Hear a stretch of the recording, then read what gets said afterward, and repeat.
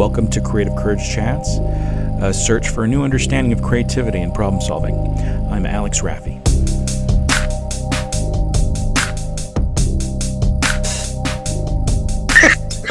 whatever that works.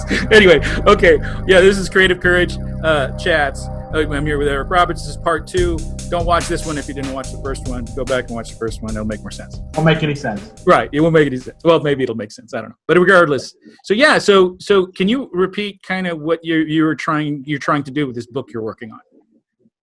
Yeah. So my wife and I had a dream vacation planned. I lived in France for a couple of years as a missionary in the 90s, and I'm a Francophile. So I've always told my wife I make French recipes. We watch French soccer. I know that. During the World Cup, we have a lot of fun back and forth. Yeah, we do. So 23 years on, my wife and I finally planned this vacation. It was a tear-filled Christmas morning. She opened the plane tickets. Then COVID came and it killed the whole thing. So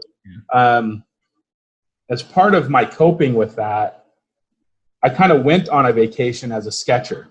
And I looked at our itinerary, and I spent the next 40 days doing a sketch a day of places I would have seen.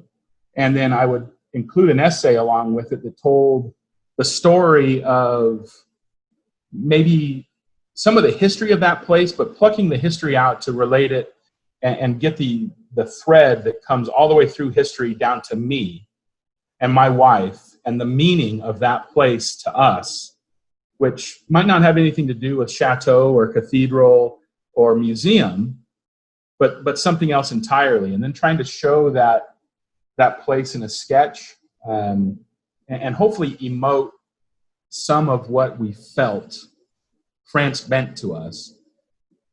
Interestingly, I don't think I'll ever be able to go to that France because I think the France I just drew only exists up here. Right. You know, it's only in my mind and in my heart.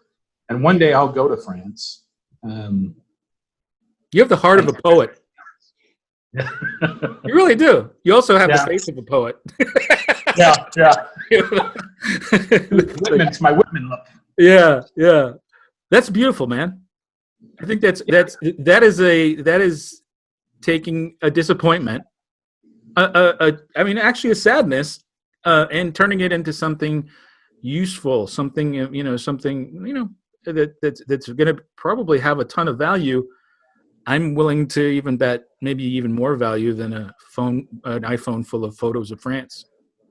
Yeah, and I think it was a good exercise, which I think is what art should do for the artist, is exercise emotion, passion, feelings, sorrow and excitement. I'm a little nervous about putting it out in the world.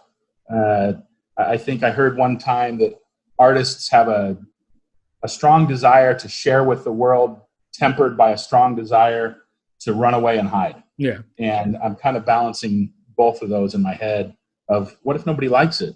This is me. What if they hate it? Yeah, that doesn't matter. Yeah. And that, I've talked to a lot of artists, and all of them struggle with that, constantly. It's because you're in a situation where you have this drive to express yourself while wondering if what you're expressing is valuable enough to express. Right. And what people don't understand, and what these artists don't understand, is there is no standard for what they're worried about. It's your own. And I keep going back to the Pablo Neruda thing, and I'm not going to recite the portion of the poem again, but the world is full of these. We think that we're responding to things that are from the world to you. Like, I go to France, I see the Eiffel Tower, and I think the Eiffel Tower is making me feel something. It's not. It's just an object. The thing you're feeling is already there. It's just being reminded and comes out of you because everything happens inside of here.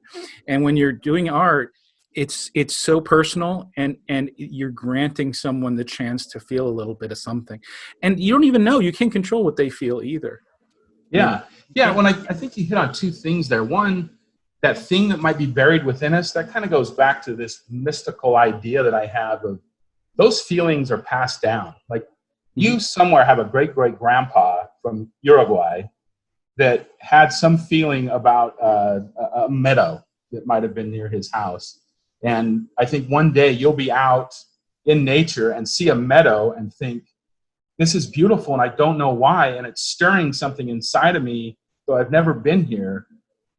Part of me thinks that that is linked through generations from that great-great-grandfather who embedded that in the DNA from his life, and we get to enjoy those things by experiencing new stuff in the world and seeing beauty everywhere that it lies.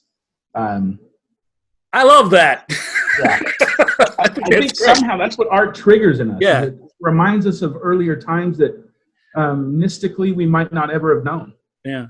So, you know, I don't talk about my work on this thing, but I am actually also working on a book. And this book is supposedly a children's book, but it's turning into something else. I don't know. It might still be a children's book. I read some of it to an employee of mine who has kids, and she goes, I don't think kids are going to get that. That sounds kind of deep.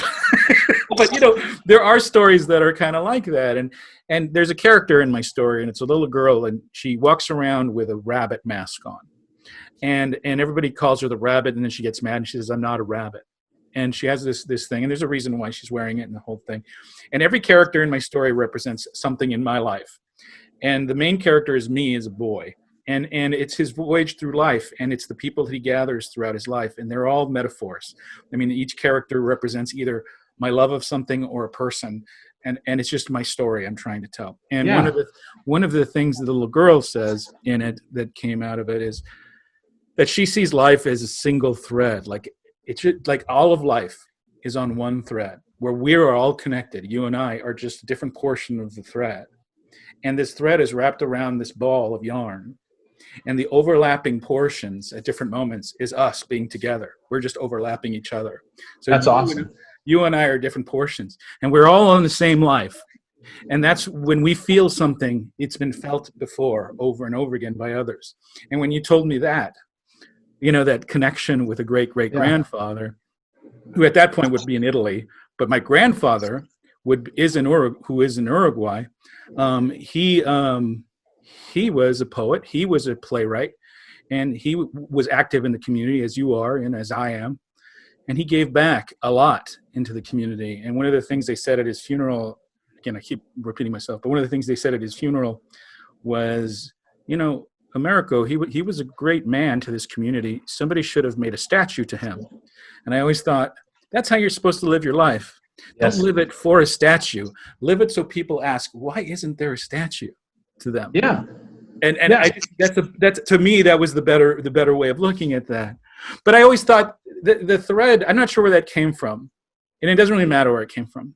But it really made sense to me for this little girl had a perception, a powerful way of looking at the world, that she's very much a fighter in the story.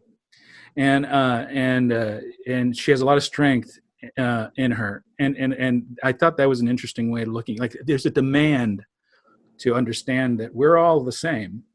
And we're all here. And I think that requires some empathy, right? That requires empathy out of us. And that's one of the things that I've enjoyed watching from you as the current events have unfolded. You've kind of encouraged online open-mindedness to things that are rational, right? Obviously, you're not asking people to accept out-and-out hatred, but you encourage people to be open-minded about what they're hearing, to vet information, to look at both sides and to understand people interpret emotions differently, right?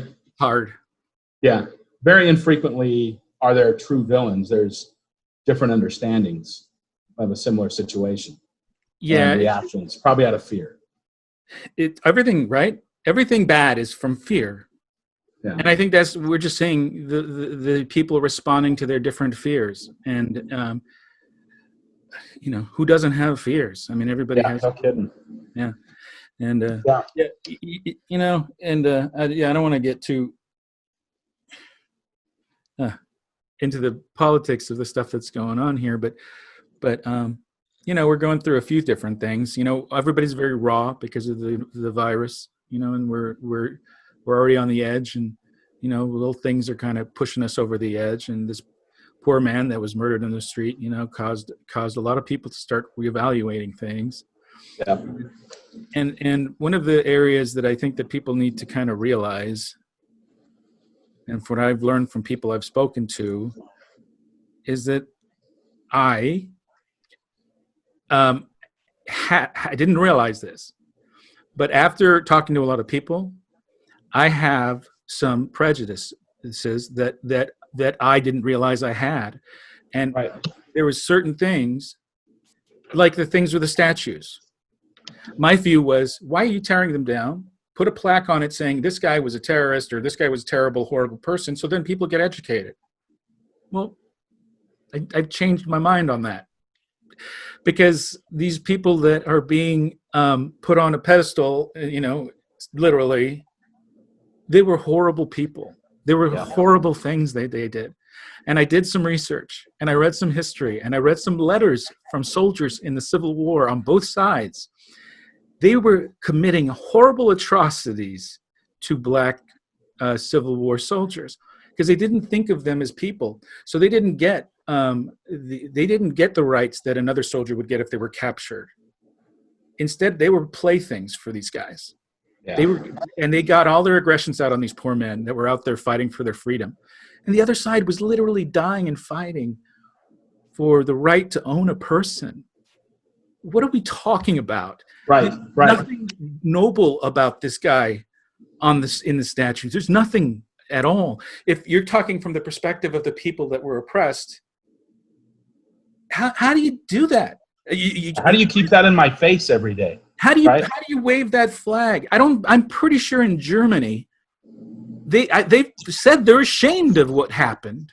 Yeah. Most Germans I know feel worse about the events of the Holocaust. Well, they don't feel worse, but will react with vitriol, right, to anything that they see that is Nazi related. It's this shame that is just natural that you should feel and everything. And and anyway, I don't want to get too deeply into it. I know I might even actually piss some people off from saying that, but I don't really care. But I think the power of everything you said is that you did the research, you changed your mind. And if we were each open and empathetic to the idea that I might be mistaken, but instead we stand our ground on Facebook and lob grenades and think we're changing other people's minds, if we would just turn inward and focus and say, am I okay? Am I on the side of right right now? Maybe I had to research. I think we would have a lot more happiness. Well, your book then, I think is I'm looking forward to checking it out if you finish it, because that's we are in editing right now.